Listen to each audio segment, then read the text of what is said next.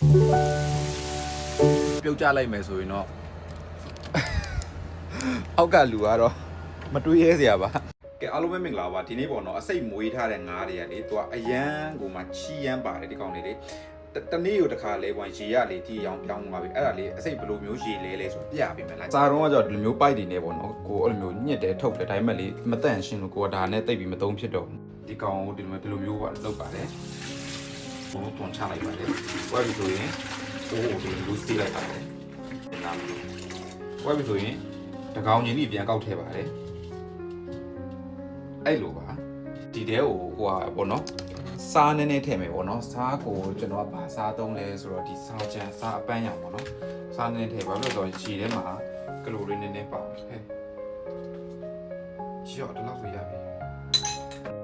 ပြီးတော့အပြင်မှာပြန်ထားပါမယ်မထားမလဲဆိုရင်ဒီမှာပါအဲသူတို့ရဲ့နေရာ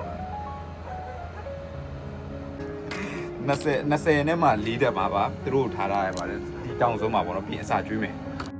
သူတို့ကြောက်ပြီးတော့မစားဘူးမထင်ပါနဲ့အငန်းမြပြင်အစာတွေလာစားပါတော့မယ်သူတို့ကဒါကိုနဲ့ကအနေသားကြနေပါ